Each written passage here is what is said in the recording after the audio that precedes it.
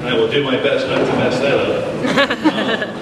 So one of the things that I love to do anytime we greet visitors or guests is just to get an idea for how many of you this is your first time at Ohio Dominican University. So quick show of hands if this is your first time at ODU. Yes. That is awesome because we love having new visitors and friends and guests here at Ohio Dominican University. So welcome to you, first timers, and for those of you who are returning, welcome back. It is great to have you here. Now a little bit about Ohio Dominican University. Some of you may know this, some of you may not, so that's why I'm going to go through this. But we are proud to be Central Ohio's only Catholic university, founded in 1911 by the Dominican Sisters of Peace. In fact, we still have members of our founding congregation serving the university in various roles, including on the leadership team, teaching in our classrooms. They're all over campus, which is certainly valuable and warm for us to see because they really are such wonderful contributors to ODU, and they have been for the 112-year history. Now, because we are Catholic, a lot of people don't realize that because we're Catholic, we welcome students of all faiths. In fact, we have nearly 30 different faith traditions represented on our campus, which helps to provide a wonderful diversity throughout our campus and our classrooms.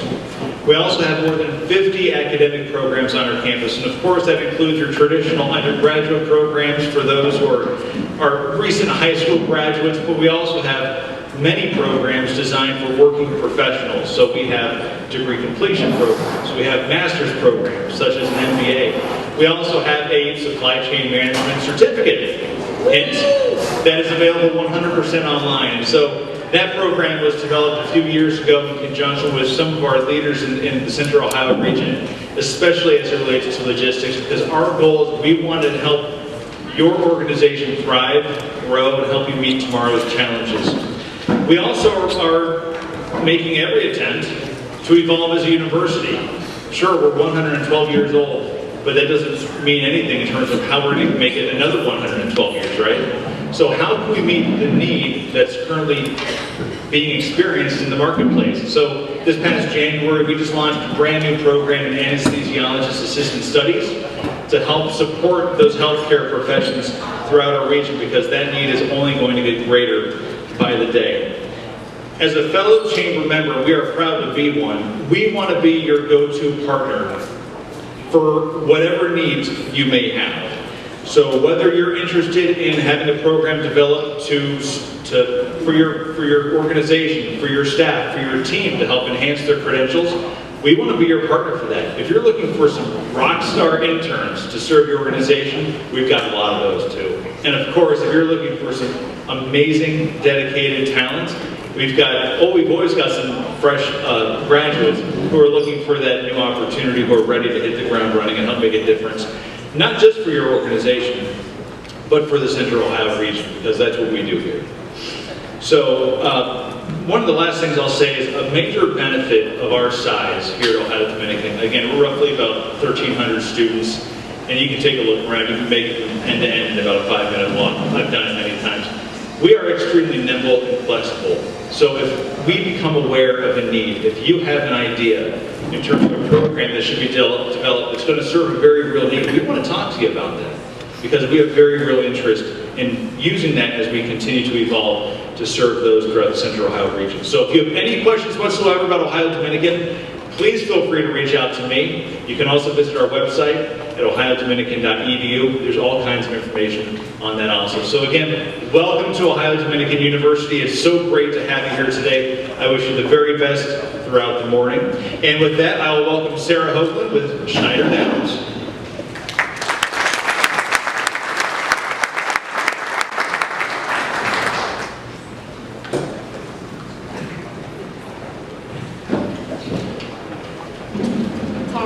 You say that about the interns and everything.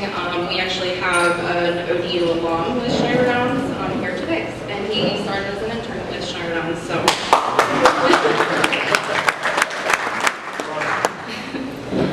good morning, everyone. My name is Sarah Hoagland with Schneider Downs, and we are a presenting partner of the CRLC event series. As we all know, the logistics industry is constantly evolving, driven by changes in technology, consumer behavior, and the global economy. Today, we're going to focus on the evolution of change with logistics in the Columbus region. We'll We'll examine the current state of the supply chain and its projected evolution over the next 5 to 10 years while delving into the profound effects these changes will have on both the local community and businesses. If you've attended a CRLC event before, you know we're in for a great time, full of energy and lots of conversation.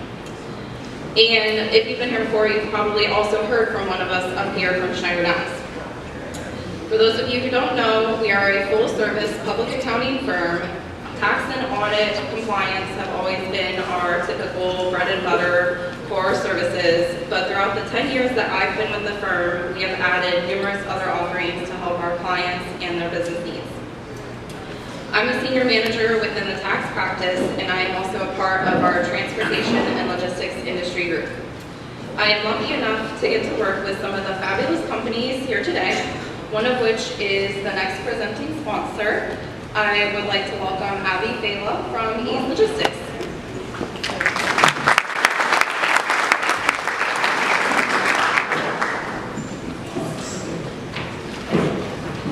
Sarah. I'm getting perfect at pronouncing my last name, so she would do it every time now. Good morning, everyone. Welcome to the CRLC event. It's nice to see all of your faces. Had them take my picture down this morning because of traffic, so if we can start innovating and how people drive in the rain, that would be amazing.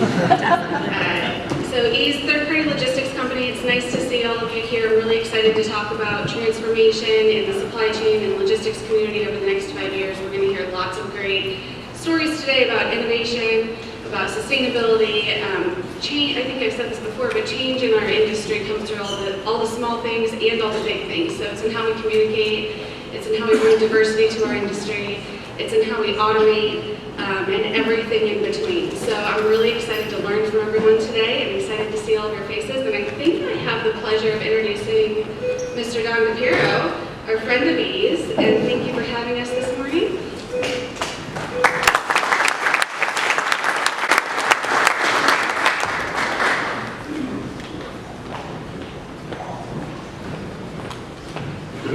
Good morning, everyone. Thank you, Abby. So great to see everyone. I'm Don DePiero, your President and CEO of the Columbus Chamber of Commerce, and welcome to our Columbus Chamber's Columbus Region Logistics Council Supply Chain Evolution, Shaping the Future. Thanks to all of you for joining us, especially coming out on maybe a not-so-Chamber of Commerce weather day today. I'm going to run through a bunch of thank yous, and then you can join me at the end, and we'll applaud and thank all of them. Our moderator is Jeremy Banta, and Jeremy's not only just a great friend of our Columbus Chamber of Commerce, he's a board member, and he chairs our oversight committee for our Columbus Region Logistics Council. So Jeremy will be up here in just a couple of minutes. Thank you to our panelists and our keynote. I'm not going to go through all of them now because they're going to introduce themselves in a minute, but it's Ted, Kevin, Maria, Wendy, and Ken. Thanks to our presenting sponsors and all of our partners that make our Columbus Region Logistics Council the great organization it is. Ease Logistics, Schneider Downs, and the Franklin County Board of Commissioners. Thank you all for your continued support. Our impact partner is FST Logistics. Our leader partner, Dubler Office. Of course, our great venue partner, the beautiful Ohio Dominican University. And please join us for our upcoming programs. Our world-famous clam bake and lobster feast is going on September 21st at the zoo. Again, this is our 99th year of lubricating all of our great chamber partners. Please visit our columbus.org/events. That's columbus.org/events to learn more. And now join me in welcoming our wonderful director who leads the Columbus Region Logistics Council, Christine Boucher. Christine.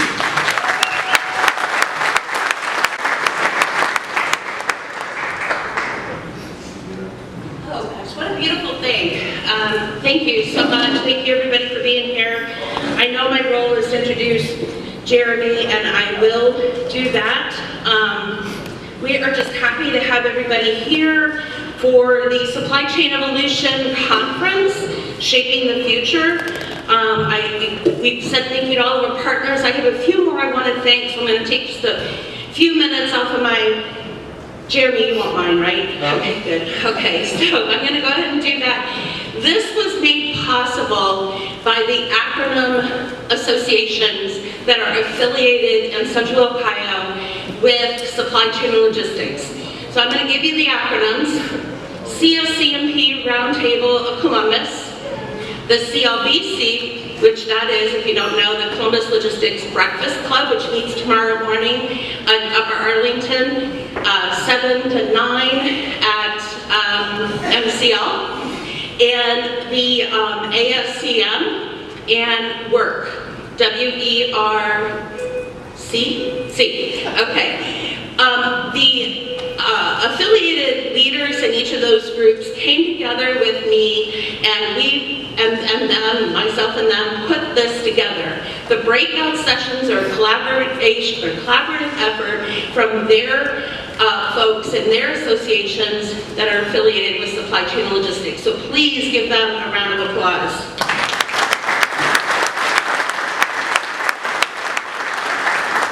So if any of you have been around this industry for a while, there's probably no introduction needed for our next moderator of the panel, Jeremy Banta, Assistant Professor of Supply Chain Management at Columbus State Community College.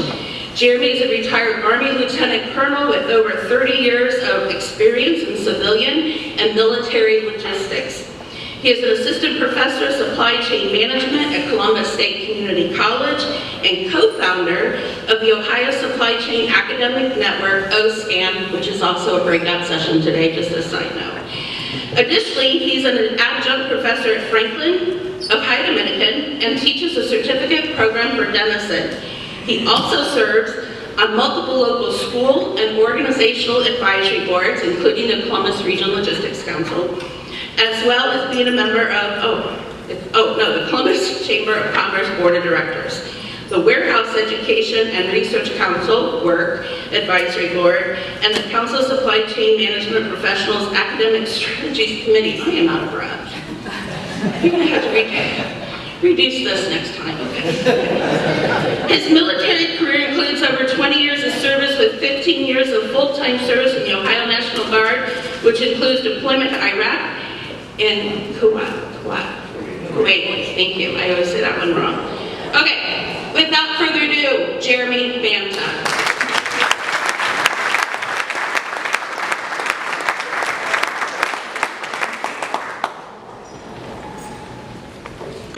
There's no Kuwaitis here that were insulted by it. All right, well that struck most of my notes of introducing myself.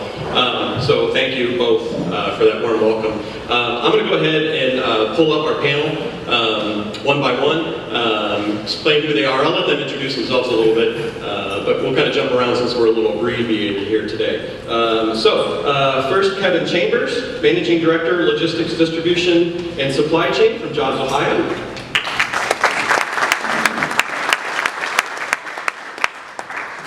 Ted Gear, Manager, Semiconductor Sector 1, Columbus.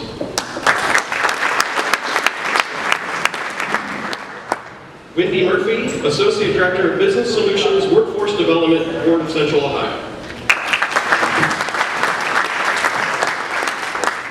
And last, only because it's alphabetical, Maria Schaffer, Associate Director, Transportation Planning, Mid-Ohio Regional Planning Commission. This event was billed as is focusing on exploring the transformative changes occurring in the supply chain landscape of Central Ohio. It's only a half-day event. This is only like a 30-plus minute panel. There's no way we can talk about all of that. My whole 16-week introductory class barely talks about all of that. So this is kind of a primer. These are the people that are working these transformations on a daily basis. These are the organizations and the people that you need to go to when you want to know more. So that's kind of what we're going to do today, is just kind of touch on a few of these things to talk about what's happening locally, so we can focus on that transformation aspect. So before we get into that, I do want each of my panelists to kind of briefly explain what they do and what their organization does. That's a really small table for people. All right, so let's start. Kevin, you want to explain what you do and what your organization does? Thanks, Jeremy.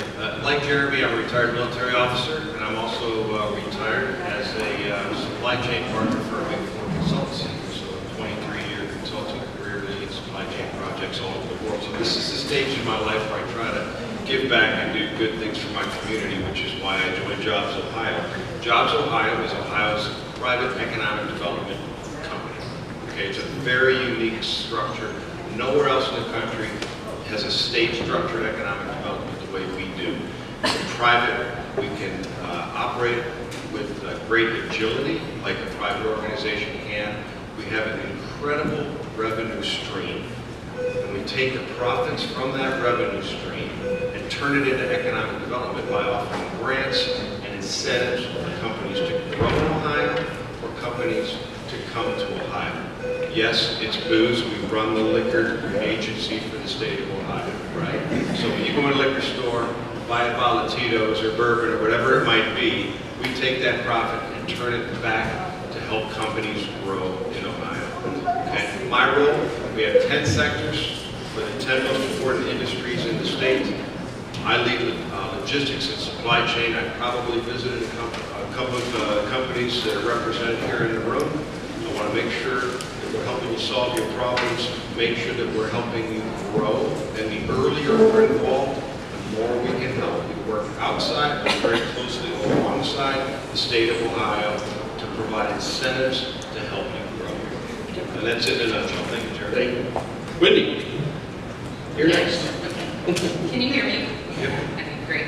Hi, I'm Wendy Murphy. I'm Associate Director of Workforce Development Board of Central Ohio. I have over 20 years of workforce development experience. Obviously, I started when I was 12. So we work with businesses that they basically tell us how we can support their needs.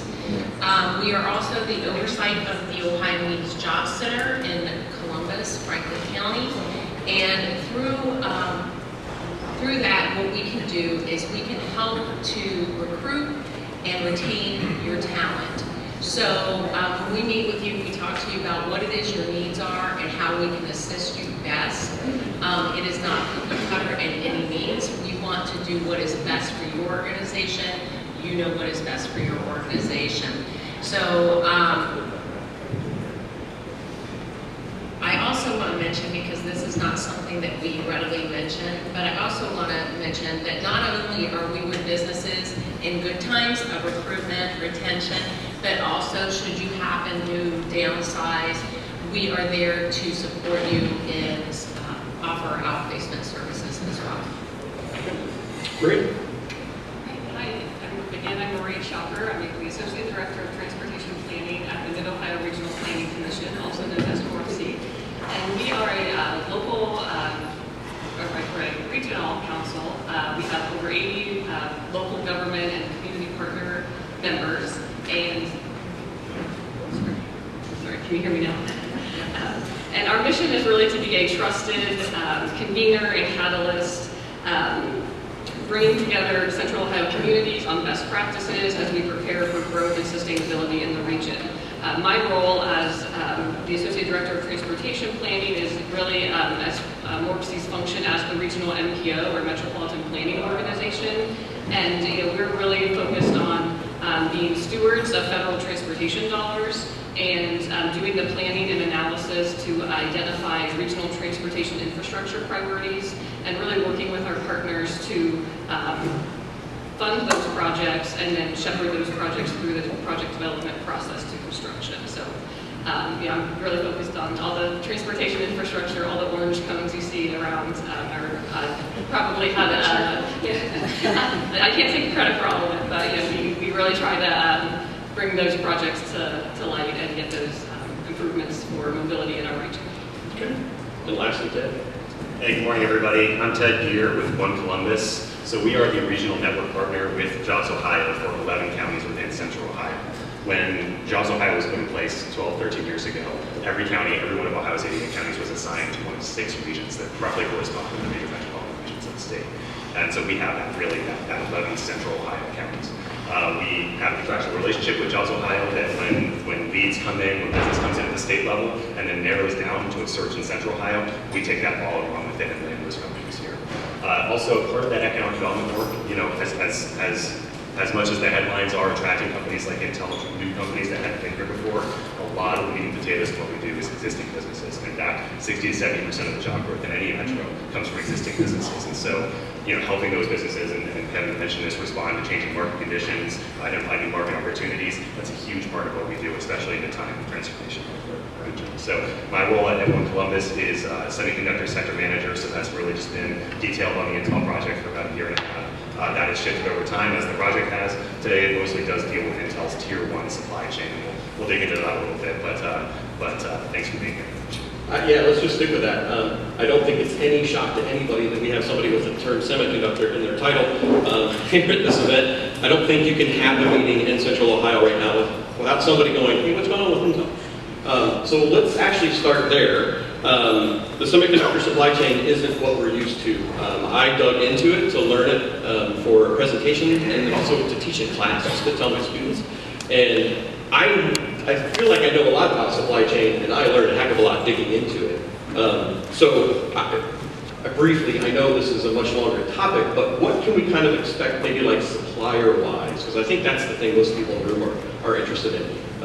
What can we kind of expect in support with Intel from the supplier side of things? For that, and I want to make a quick distinction that when we talk about chips and supply chains, oftentimes that focuses on what the chips go into, right? The manufactured goods, final products that they go into, and all the supply chain complexity behind that. That's what we saw in COVID, was a lot of that, of snarls and bottlenecks within actual chips that are ready to go into devices being shipped around. What's going on here at Intel Ohio is going to be fabrication. So you're going to start with wafers, foot-wide silicon, and you build out all those transistors, wiring, circuitry, you make that 3D, semiconductor chip onto it.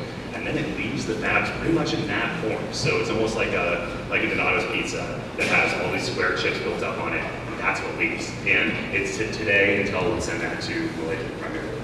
And that's where it gets, each one of those chips gets tested, it gets cut up, and then placed onto the circuit board. That's called packaging. So what happens here is that when you hear fabrication, that's really what it's referring to. It's just building up that circuitry on the wafers. So when you talk about the supply chain for it, it's a pretty specific supply chain that goes into that specific manufacturing process. These are global manufacturers of the equipment that goes on the floor. When you see the inside of an Intel fab, none of that is Intel's equipment, their own equipment. They're not first-party manufacturing of any of that. It's all third-party OEMs of wafer fabrication equipment. So about half of the supply chain that we're dealing with today is just those companies. Then you have mega cap material suppliers, and this actually has some commonalities with battery and EV supply chains as well. Many of the electrochemistries are pretty similar, and these are mega cap global companies, big global chemical firms out of East Asia, out of Western Europe, that are going to be coming here at scale alongside Intel. They're a demanding customer who uses a lot of material, so you're going to see a huge number of those mega cap chemicals, metals, gas providers that are, again, not just responding to Intel Ohio, not just responding to the components region, but really analyzing the whole national network and thinking about Eastern U.S. super hubs of chemicals where we're having some of those conversations, right? Or just Ohio or Midwest facing. So there's a bigger play there as well. So somewhere between the equipment, the materials, and then a lot of factory automation, this is an area the size of 3 football fields in one of these fabs. The air turns over 6 times a minute in that space. And so just the vacuum pumps required, the fluid handling, the air handling systems. It's tremendous. Just this is an industrial installation. So lots of suppliers involved just to make that out as well. Yeah, when we hear supply chain, we tend to think of trucks and pallets and freight and cargo and stuff like that. And that's not what this is going to be on the inbound side of Intel. It's going to be gas providers and chemical providers and stuff like that. So it's really interesting to dive into. And so we're going to change topics. So you said fabs the size of 3 football fields. We know it's going to grow beyond that, which kind of leads us to the infrastructure that surrounds that. So Maria, let's talk specifically about that. Is Morsi doing anything to help build out that infrastructure to support Intel and its suppliers? Yes. So, when the big announcement came out, with that came the announcement that the state of Ohio, as well as the city of New Albany, has identified investments into the infrastructure immediately surrounding and serving that site specifically. What's needed for the opening day, just to get freight and people to that site specifically. But what we're focused on now, and what continues to be the concern, is kind of the larger regional look. And we did a map. We looked at 20, 30, 40, 50, 60-minute drive times to the Intel site, and people drive 60 an hour to work, and that 60-minute range touched almost 20 different counties in central Ohio. So really understanding that this is a regional issue and there are regional impacts. And there's a really quick response by a lot of all the various local governments in the area. They're starting to identify their own transportation needs and infrastructure improvement. They're looking at their land use and zoning policies.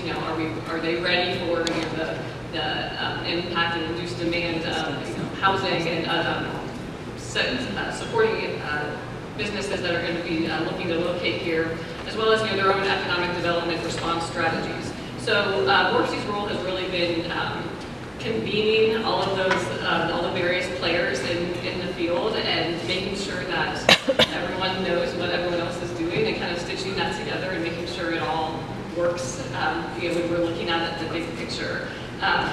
So yeah, we've been meeting, we've been coordinating, and we also want to be a resource. So we've been, as a liaison of federal dollars, federal transportation dollars.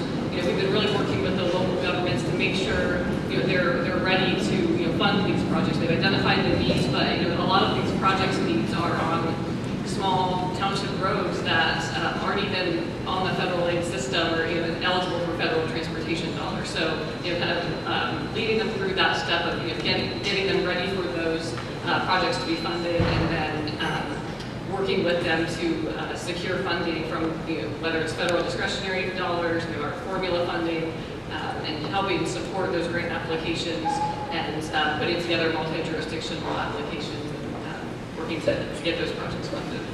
The response once the announcement was made. Kevin, let's talk about maybe a little bit what happened beforehand. So as an economic development organization, a two-part question. Did Jobs Ohio play a part in working with Intel to get them here prior to the announcement? And now that they're here, are you still involved? Absolutely, thank you. So it's a bizarre story that I could take a long time to tell, but at the end of the day, Intel had narrowed down their site search. Ohio was not even being looked at. Someone like yourself, a woman up in Lorraine County, emailed the CEO of Intel and said, "Why aren't you looking at Ohio?" I didn't know him. He responded. And so Team Neal, our regional partner that covers Lorraine County, immediately got involved, recognized they didn't have a site. So Jobs Ohio came in, grabbed our network partners together, and found that the site in New Albany was really the only place in the state that was going to work. So the DeWine Houston administration rolled in with full force. The regional network partners, the New Albany company, Licking County, our bipartisan congressional representatives, all worked together to make this happen under the radar, very quietly. And so it's a huge win.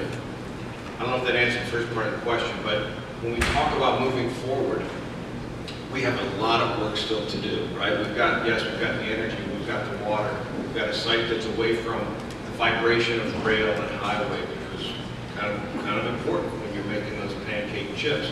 But workforce is critical. Workforce is the #1 reason that most companies choose where they go when they set up a site. So once you get all those infrastructure requirements out of the way, it's all about workforce. And we're talking about a $20 billion investment, which we hope will grow to $100 million when they increase the number of fabs. So that 3 football field site, we're talking about multiplying that times 5 to come up with, a much larger production facility here. So working with organizations like those that you see here at the table and others, we have to stay involved. Jobs Ohio, One Columbus, the ladies at the table, we are involved with Intel, with Betchel, who's running the construction on a daily and weekly basis to make sure that we're staying out in front.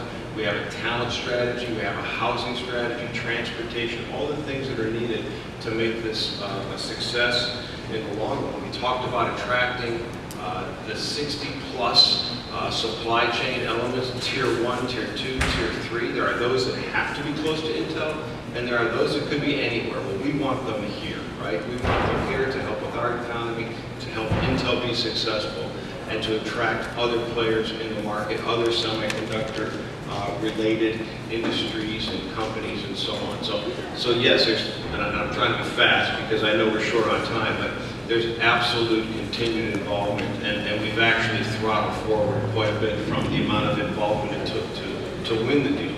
That was kind of a quiet, smaller group with a bunch of focused people. Now we've got to focus on the entire ecosystem that's going to make success for Intel, success for the communities, and bring additional economic development and raise the standard of living for everyone around here. Yeah, so the term workforce has come up multiple times, and we know we've heard that in the news a lot.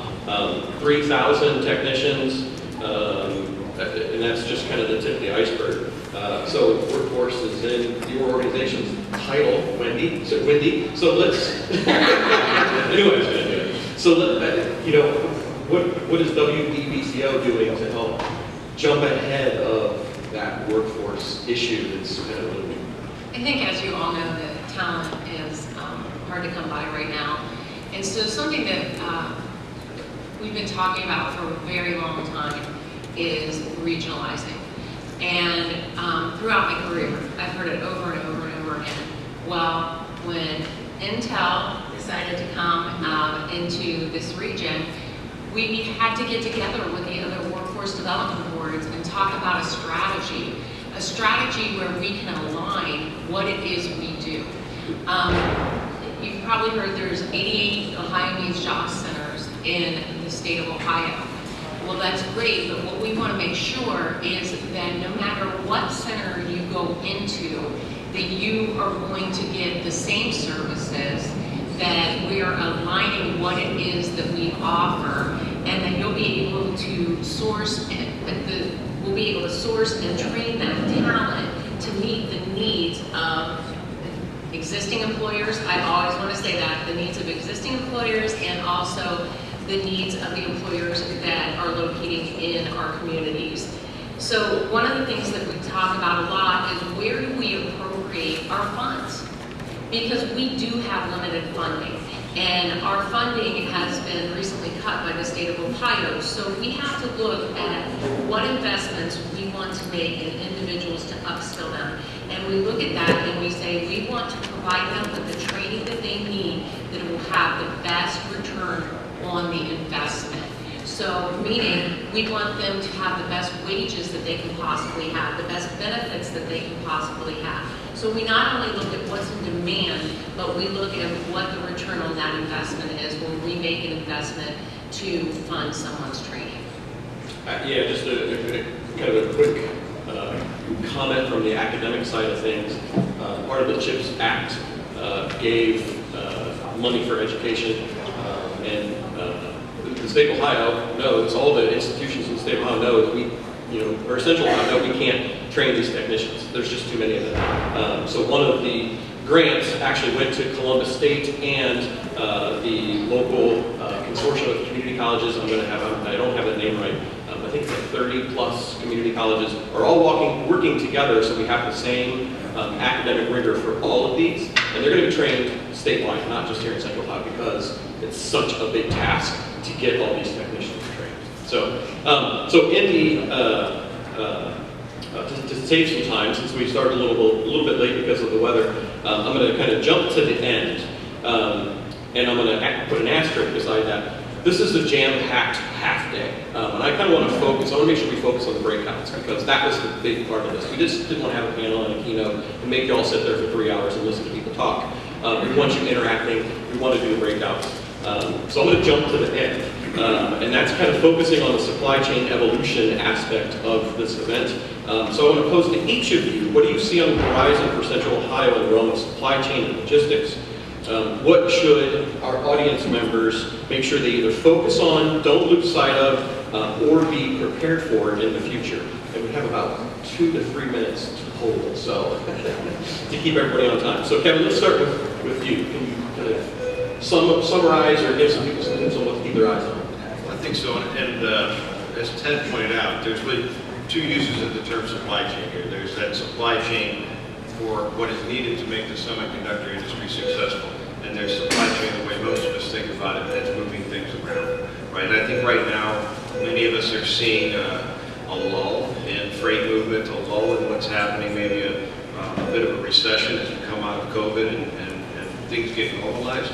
But I think we need to be ready for continued growth. We continue to see growth in typical supply chain, omni-channel needs, whether it be fulfillment, distribution, or as we prepare to support what's going to happen here. But specifically in Central Ohio, as we prepare to support what Ted's going to talk about in a second, we've got to be ready. We've got to continue to get our workforce ready. We've got to continue to evaluate automation options to become more efficient and to mitigate the workforce shortage that we continue to see. So I think it's time to buckle up and get ready for some good growth. Whitney? I think that one of the things that I can see in the future of logistics is an industry sector partnership that is the framework is set out for, so that the industry can look at what your most in demand positions are, align with one another, because I do not think that you are each other's competition. What I think is healthcare is your competition, manufacturing is your competition. So I think that we have meetings with logistics all the time, but I think that we need to build out, and when I say we, I mean the businesses need to build out a framework for an industry sector partnership. And why that is so important and how I've seen it work is our board currently has a healthcare sector partnership. I sit on the Central Ohio Manufacturing Partnership, which I have watched them apply for and receive monies for what we're talking about for technology. They were able to build out a curriculum for robotics with those funds, and then share that, like you were talking about, Jeremy, share that among the schools that are part of the Central Ohio Manufacturing Partnership, so that they can provide that training that's so desperately needed in manufacturing. I can see the same thing working with this industry. Maria?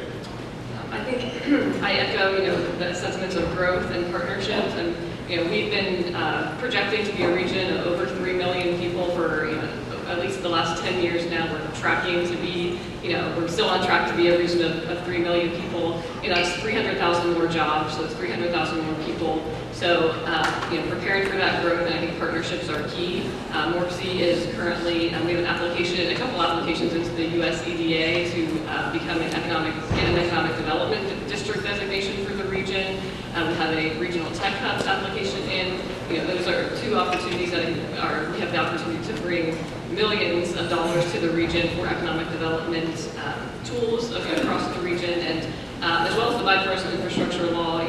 That's a couple years old now, but again, unprecedented amounts of money available for infrastructure projects in our region, and what they're really wanting to see is partnership, multi-jurisdictional collaboration, and so really leaning into your your local planning agencies and to get the needed infrastructure for transportation projects. And Ted, we open with you, let's close with you.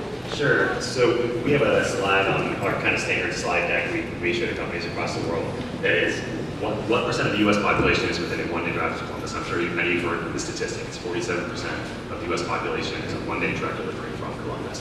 That's 60% if you include the Canadian population by virtue of the concentration sometimes. That's always been a really cool stat. It's been fun to try it out, but it is imperative. I mean, we are entering a manufacturing super cycle at this moment. In the next 5 years, we're going to see elevated capital expenditures within industrial. We have all these emerging industries popping up across the region, not just semiconductors.